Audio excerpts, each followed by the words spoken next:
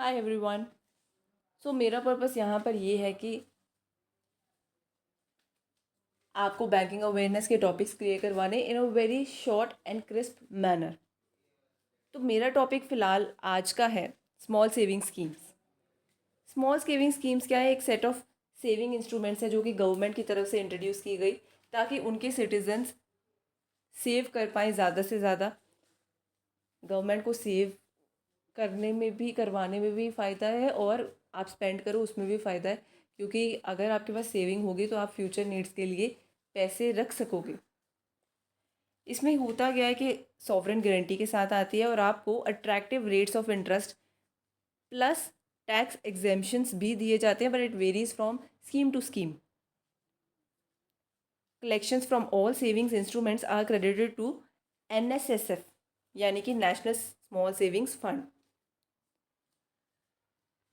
Shyamlal Gopinath panel का कहना था, जो कि सेटअप हुआ था 2010 में,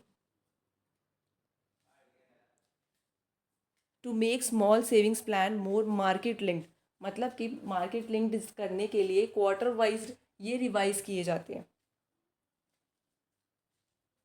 ताकि अगर गवर्नमेंट को ज़्यादा फ़ायदा हो रहा है तो वो आपको इंटरेस्ट रेट ज़्यादा दे सके, और अगर उनको लॉस हो रहा है तो वो उस हिसाब से एडजस्ट कर सकें रेट्स को।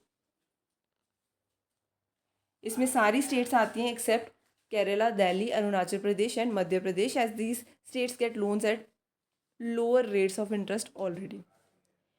हम स्मॉल सेविंग स्कीम्स को 3 टाइप्स में कैटेगराइज कर सकते हैं: post office deposits, saving certificates और social security schemes. Post office deposits में क्या क्या आता है? सेविंग अकाउंट हो गया पोस्ट ऑफिस का, टाइम डिपॉजिट्स हो गया जो कि 1, 2, 3 एंड 5 ईयर्स का होता है। पोस्ट ऑफिस रिकरिंग डिपॉजिट्स आ गए, नेशनल सेविंग्स स्कीम आ गई। सेविंग सर्टिफिकेट में भी क्या होता है? नेशनल सेविंग सर्टिफिकेट, किसान विकास पत्र। सोशल सिक्योरिटी स्कीम्स में कौन सी आती हैं स्कीम्स? PPF हो गया, सीनियर सिटीजन सेविंग स्कीम हो गया, और सुकन्या समृद्धि अकाउंट हो गया। एक एक करके सबके बारे में पढ़ते हैं। आपको मेनली क्या याद रखना है? मिनिमम, मैक्सिमम डिपॉजिट क्या है और बैलेंस कितना मेंटेन करके रखना होता है। सबसे पहले आती है the post office savings account, जो कि सबसे सिंपल स्कीम है। Who can open it? A single adult या फिर जॉइंटली 2 एडल्ट, एक guardian on behalf of minor, या फिर एक guardian on behalf of unsound mind of person. एक 10 साल से ऊपर माइनर है वो भी ओपन कर सकता है। एक बात याद रखने वाली है कि यहाँ पर नॉमिनेशन जो होता है वो मैंडेटरी होता है। नेक्स्ट क्वेश्चन है वो मेरा SBI क्लर्क मेंस के एग्ज़ाम में पूछा गया था, तब मुझे नहीं पता था, बट आज हमें पता होगा इसका। मिनिमम इनिशियल डिपॉजिट कितना होता है? ₹20। और अगर आपने विदाउट चेकबुक अकाउंट बनाया है तो मिनिमम बैलेंस क्या होगा? 50। अदरवाइज मिनिमम बैलेंस क्या होगा? ₹500। और इंटरेस्ट रेट यहाँ पर मिलता है 4%। No withdrawal will be permitted with effect of minimum balance of ₹500। In case account balance अगर 500 तक नहीं रखा जाता तो ₹50 डिडक्ट होते हैं as account maintenance fee. Interest in the account up to 10,000 qualifies for deduction from income in a financial year under section 80 TTA of Income Tax Act।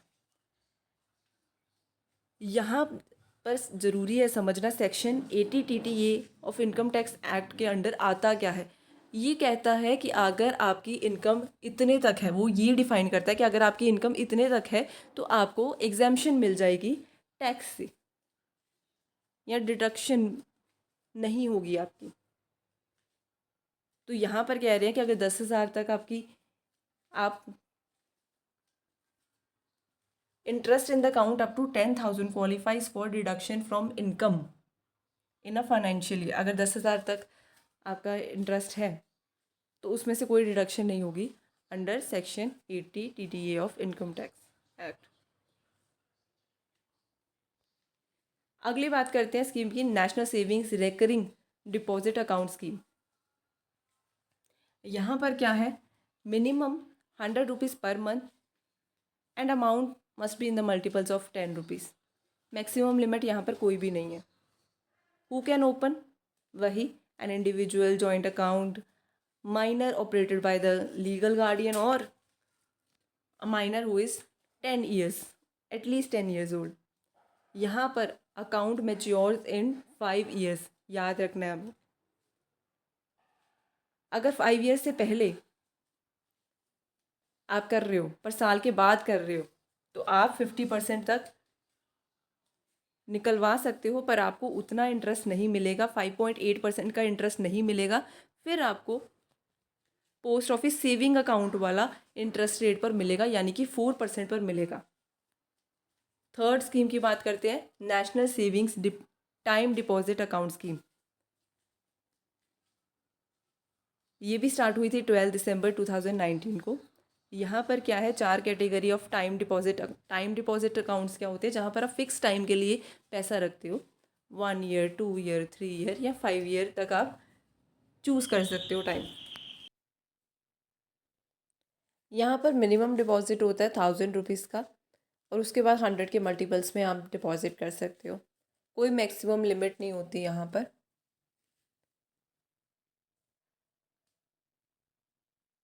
ये account 6 months के बाद क्लोज़ कर सकते हो आप, बट फिर वही है कि पोस्ट ऑफिस सेविंग अकाउंट के हिसाब से आपको इंटरेस्ट मिलेगा, यानी कि 4%।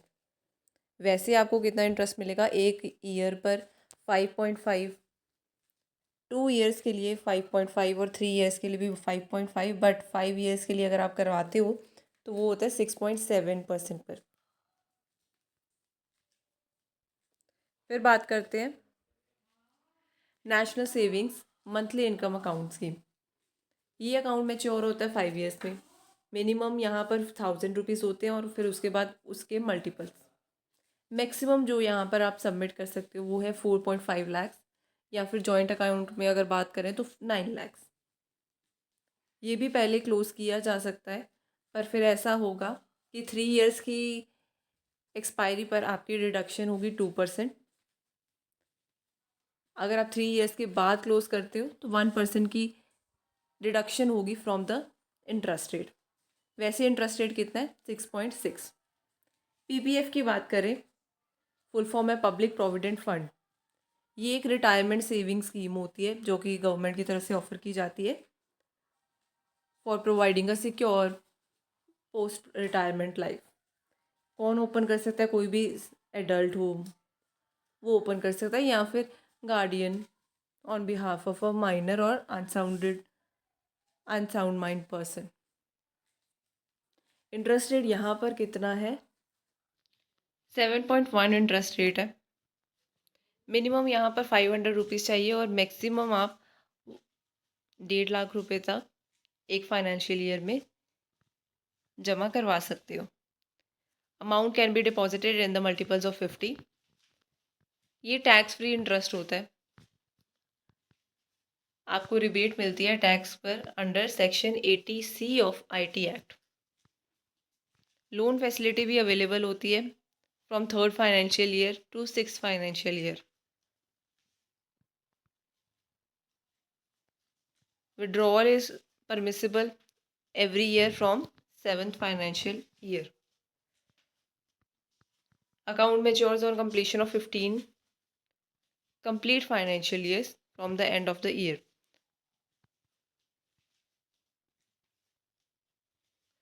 इसके बाद भी आप एक्सटेंड कर सकते हो, पर फिर ऐसा होगा कि 5-5 साल तक आपको एक्सटेंड करना पड़ेगा, जैसे कि फिर 20 साल पर आप कंप्लीशन होगी, 25-30 इस तरीके से।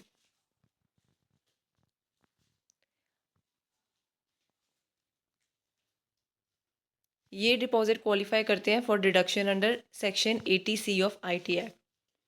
Interest in the earned in the account is free from income tax. अच्छा, एक तो होता है कि आप एक पर्टिकुलर अमाउंट तक अगर आप कहीं स्कीम पर लगा रहे हो तो आपको वहाँ से इनकम टैक्स पे करने की ज़रूरत नहीं है। पर एक चीज़ होती है कि इंटरेस्ट पे भी अगर आपको इनकम टैक्स कोई ना देना पड़े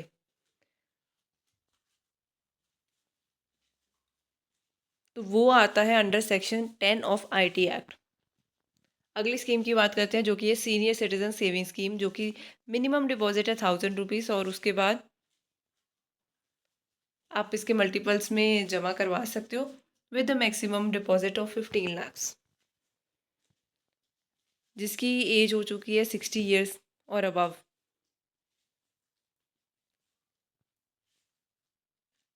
An individual who has attained the age of 60 years or above on the date of opening of an account, or an individual who has attained the age of 55 years or more retired under superannuation। अच्छा, किसी ने पहले करवा अपनी retirement कर ली, वो भी eligible है if he has attend the age of 55 years। ये इंडिविजुअली भी ओपन किया जा सकता है अकाउंट और अपने स्पाउस के साथ भी। Account can be closed after expiry of 5 years, जब ओपन किया था उससे देखा जाए तो। इसको आप 3 years के लिए फर्दर एक्सटेंड कर सकते हो। प्री मैच्योर क्लोजर एक्सेप्टेबल है पर कुछ कंडीशंस के साथ। Deposits in senior citizen saving scheme qualify for deduction under 80C of income tax act. अगर आप देखो तो कोई कोई स्कीम्स हैं 80, मतलब कि सिर्फ एक ही कवर करती है 80C of income tax act, और जैसे हमने पिछली वाली पढ़ी वो सेक्शन 10 ऑफ IT एक्ट भी कवर करती है। इंटरेस्ट रेट यहाँ पर कितना है? 7.4% पर एनम। अब सुकन्या समृद्धि अकाउंट स्कीम के बारे में बात करें, मुझे बहुत पर्सनली अच्छी लगती है ये स्कीम। मिनिमम डिपॉजिट 250 रुपये और maximum 1.5 lakh in a financial year. अपनी गर्ल चाइल्ड के ऊपर ये अकाउंट खुलवाया जा सकता है। कब तक? जब तक वो 10 साल की ना हो जाए तब तक आप एलिजिबल हो अकाउंट खुलवाने के लिए। ओनली एक गर्ल के ऊपर एक ही अकाउंट बनाया जा सकता है और एक घर के अंदर ज़्यादा से ज़्यादा अकाउंट आप ओपन कर सकते हो, मतलब maximum of 2 girls in a family. ये पोस्ट ऑफिस में भी या ऑथराइज्ड बैंक्स में भी ओपन हो सकता है, कहीं भी आप जा सकते हो। अच्छा, विड्रॉल का पर्पस या तो हायर एजुकेशन होना चाहिए या फिर उसकी शादी जब वो 21 ईयर्स ऑफ एज अटेन कर ले। The account can be transferred anywhere in India. Deposit qualifies for deduction under section 80C of IT act, और इंटरेस्ट जो अर्नड है वो भी टैक्स फ्री है under section 10 of IT act. यहाँ पर इंटरेस्ट रेट है 8.2 आज की डेट में। जैसे मैंने आपको बताया रिवाइज होती है, there can be a change, but आज की डेट में 8.2% इंटरेस्ट दिया जाता है। 8 स्कीम इज़ अबाउट किसान विकास पत्र स्कीम, जिसमें मिनिमम डिपॉजिट है 1000 रुपीज़ का। उसके बाद 100 के मल्टीपल्स के ऊपर पैसे जमा कराए जाते हैं। मैक्सिमम कोई डिपॉजिट लिमिट नहीं है। वही बात है कि इंडिविजुअल ओपन कर सकता है या फिर minor can open it after attaining the age of 10। ये जॉइंट अकाउंट ओपन किया जा सकता है up to the 3 adults। Initially ये स्कीम फार्मर्स के लिए लाई गई थी, पर अब ये सबके लिए ओपन है। Kisan Vikas Patra can be transfer from 1 person to another और फ्रॉम 1 post टू अनदर। यहाँ पर एनकैश किया जा सकता है after 2.5 years from the date of investment. No tax benefits in this scheme.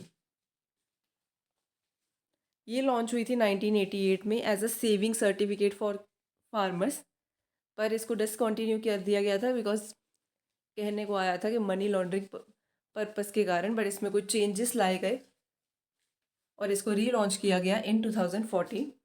Interest rate यहाँ पर अब है 7.5% per annum.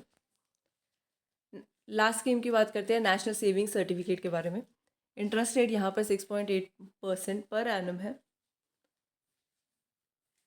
Account matures in 5 years। Minimum deposit 1000 and after that in multiples of 100। कोई मैक्सिमम लिमिट नहीं है। Single holder open कर सकता है या फिर माइनर भी ओपन कर सकता है after attaining the age of 10। Joint account भी ओपन किया जा सकता है अप टू 3 एडल्ट।